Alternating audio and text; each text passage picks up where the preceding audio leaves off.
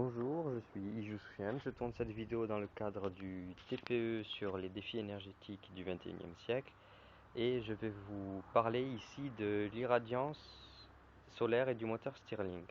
Alors, donc voici le moteur, second prototype.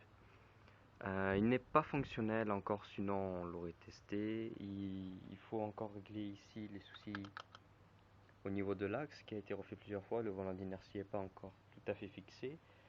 Et voilà quoi, faut tester ça plusieurs fois. Donc j'ai laissé ce thermomètre au soleil, il indique 20 degrés, la température de l'air est d'environ 11-12 degrés. On est en décembre, le soleil n'est pas très haut, hein, pas très haut et pourtant on est aux environs de 14 heures. Ce thermomètre n'est pas là pour indiquer la chaleur mais juste pour témoigner de l'énergie contenue dans les rayons solaires, quoi. Voilà, donc il est monté à 20 degrés, je l'ai juste posé comme ça sur la table. Et grâce à ce télescope, là ici avec un miroir concave au fond qui permet le grossissement. Bon, je ne vais pas vous détailler le fonctionnement d'un télescope Newton, c'est pas le sujet, mais ce qu'il faut savoir avec ce genre de télescope, c'est qu'il va juste ici au fond là-bas recevoir les rayons du soleil, dans notre cas sur toute la surface du miroir. Les rayons vont être projetés et concentrés ici sur ce miroir à 45 degrés et renvoyés là dans ce trou en fait et déboucher ici. Voilà. Il faut surtout pas regarder le soleil à travers un télescope, c'est vraiment un truc à ne pas faire. Ce que je vais faire, moi, je vais juste pointer sans regarder le soleil. Je vais le pointer comme ça, par projection. Grâce à cette feuille là, je vais réussir à voir à peu près où est le soleil.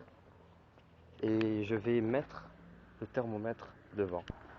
Voilà donc la projection du soleil à travers le télescope. Il ne faut surtout pas mettre l'œil.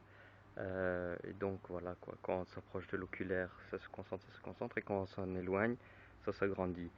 Bon, on va pas étudier les taches solaires, on va plutôt mettre le thermomètre donc qui indique 21 degrés. Bon, on va le mettre en plein dans le rayon concentré et on observe la température. Alors c'était à 20, ça monte, ça monte, ça monte, ça monte. Voilà, quelques secondes, bon déjà à 30 presque. Bon, on va pas casser le thermomètre, hein, j'en ai besoin. Voilà, 30. Et plus on reste en fait, plus ça monte, ça monte, ça monte, ça monte, ça monte. C'est vraiment quelque chose qui est énergétique, le rayonnement, surtout quand il est concentré. Là voilà, bon c'est monté à 40. Je vais désorienter le télescope pour ne pas qu'il crame parce que le soleil se déplace dans le ciel et à mesure qu'il bouge, lui le télescope reste fixe et donc il risque de cramer s'il n'est pas bien orienté. Là, ce qu'on a observé, donc, la température indiquée par le thermomètre a augmenté. Il faut se dire qu'il a simplement reçu tout le rayonnement qui devait être dispersé sur les 15 cm de diamètre de ce miroir.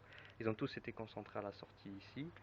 Et voilà, c'est ce qui a fait la chaleur. Donc nous, notre but, en fait, c'est de prendre le moteur Stirling, de le placer ici. Bon, là, je ne suis plus orienté vers le soleil. De chauffer la partie qui doit être chauffée en bas, mettre une source froide ici, l'air est amplement suffisant avec le rayonnement solaire, et d'observer donc le moteur tourner s'il était opérationnel. Voilà le principe donc de l'utilisation du moteur Stirling avec l'énergie solaire.